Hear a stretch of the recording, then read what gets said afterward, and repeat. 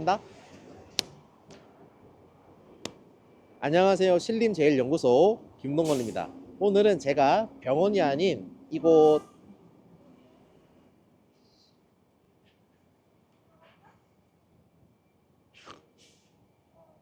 여행 오는 외국인 관광객들에게 꽤나 매력적인 서울의 주요 관광지를 버스나 자동차로 편하게 이동 가능. 안녕하세요. 신림제일연구소 김동건입니다. 오늘은 병원이 아닌 이곳 신림역 7번 출구 앞에서 인사를 드리네요. 사실 신림동은요, 서울로 여행 오는 외국인 관광객들에게 꽤나 매력적인 곳이기도 합니다. 저쪽에 신림역 사거리를 기점으로 홍대, 광화문, 여의도 등 서울의 주요 관광지를 택시나 버스로 이동이 가능하고요. 아니면은 지하철, 2호선 지하철을 이용해서 요즘 핫한 관광지죠. 성수동, 잠실 같은 조금 거리가 먼 곳도 편리하게 원웨이로 이동이 가능합니다. 그런데 한국인들에게는 신림동이 조금 위험하다고 생각을 할 수가 있는데, 하지만 외국인들에게는, 특히 서울로 여행 오는 외국인들에게는 이곳 신림동이 꽤나 매력적인 요소들이 존재합니다. 오늘은 그 요소가 뭔지 한번 영상을 통해서 알아보겠습니다.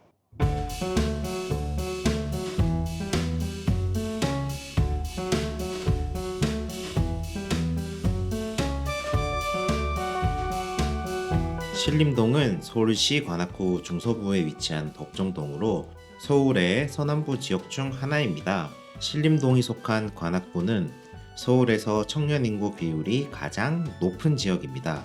청년층이 전체 인구의 41%를 차지하며 특히 1인 가구의 비율이 61%로 서울에서 가장 높은 수준입니다. 이처럼 청년 1인 가구가 많은 지역적 특성 덕분에 재미있는 통계 결과도 있습니다. 특히 흥미로운 점은 관악구는 서울에서 재래시장이 가장 활성화된 자치구 중 하나라는 것입니다. 자취하는 청년들이 많다 보니 신림동 곳곳에 자리한 시장과 골목 상권에서도 젊은 세대의 입맛을 반영한 다양한 음식들을 판매하고 있습니다. 덕분에 유동 인구도 많고 서울의 전통적인 시장 문화와 현대적인 소비 트렌드가 공존하는 독특한 분위기를 느낄 수 있는 곳이죠. 신림동은 서울에서 청년 인구 비율이 가장 높은 지역 중 하나입니다. 그래서 밤이 되어도 거리가 쉽게 조용해지지 않습니다. 특히 신림역 주변 번화가는 새벽까지 불이 꺼지지 않고 작은 포장마차들이 하나둘 문을 열어 한국의 길거리 음식 문화가 살아있는 공간이 됩니다. 이런 분위기 덕분에 신림동은 일본 도쿄의 대표 유흥지 신주쿠와 비슷한 느낌을 주기도 합니다.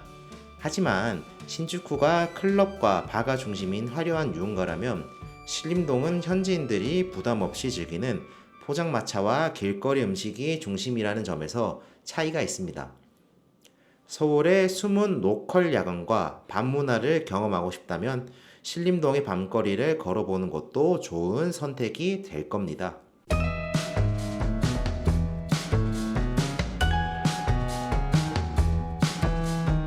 서울 여행에서 신림동의 장점과 단점 세 가지를 정리해봤습니다. 첫 번째 장점, 교통이 끝내준다.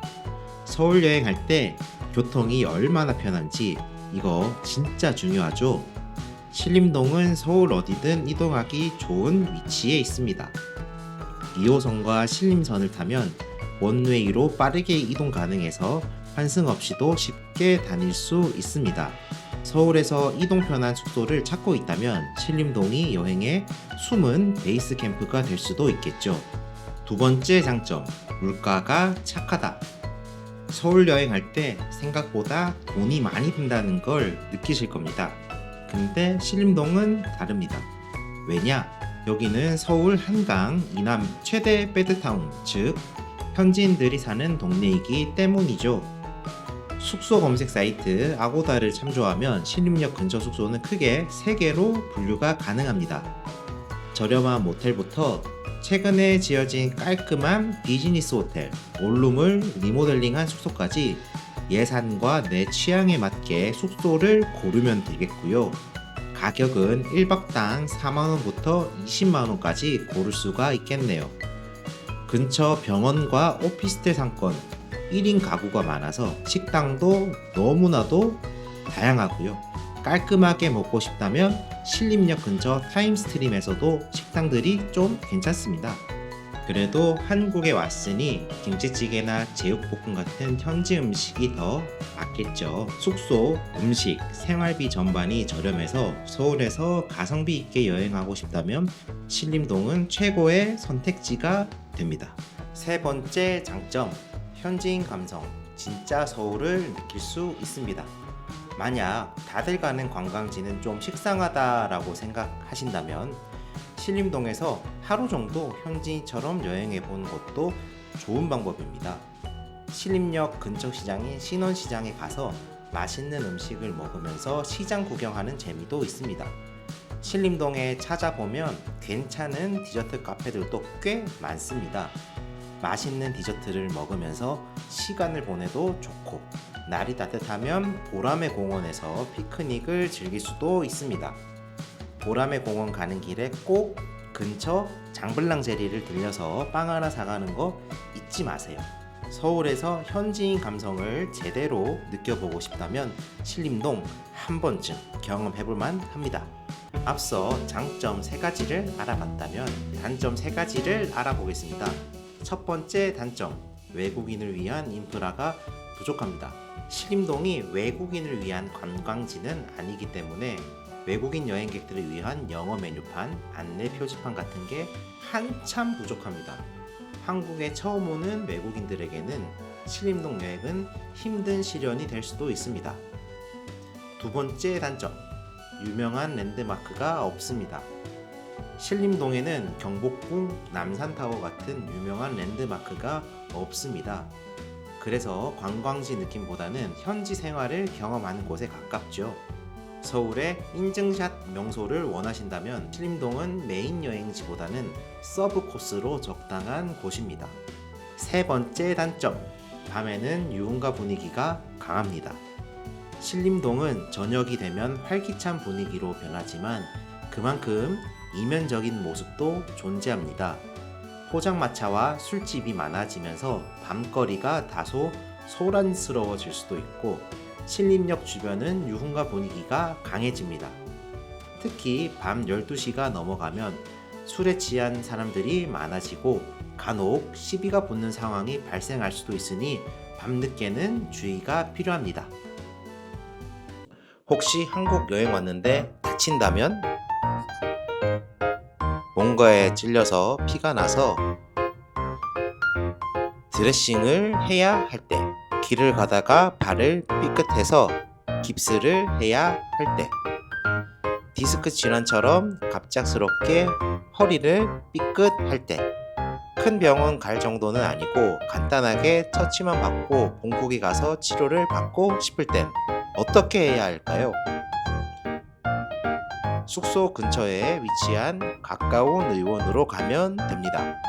이런 외국인 환자들을 위해서 한국은 외국인 환자 유치 등록 기간이라는 제도를 하고 있는데요. 외국인 유치 등록 기간에 등록된 병원에 가면은 신속하고 전문적인 치료를 받을 수 있습니다. 자세한 사항은 쇼츠 확인!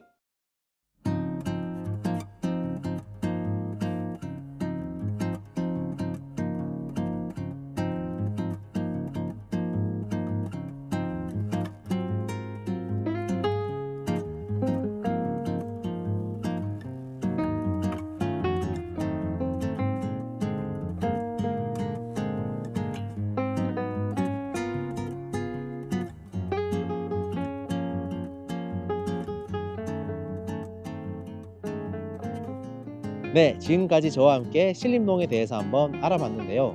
어떠셨나요? 한국인의 시선으로 봤을 때는 신림동은 굳이 라는 생각이 들 수도 있습니다.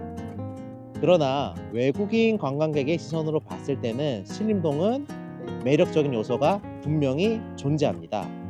만약에 서울로 여행을 와서 이곳 신림동을 베이스 캠프로 잡는다면 나쁘지 않은 선택이 될 겁니다.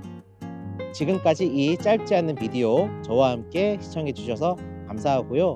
보라매 공원에서 신재현의 금동건이었습니다.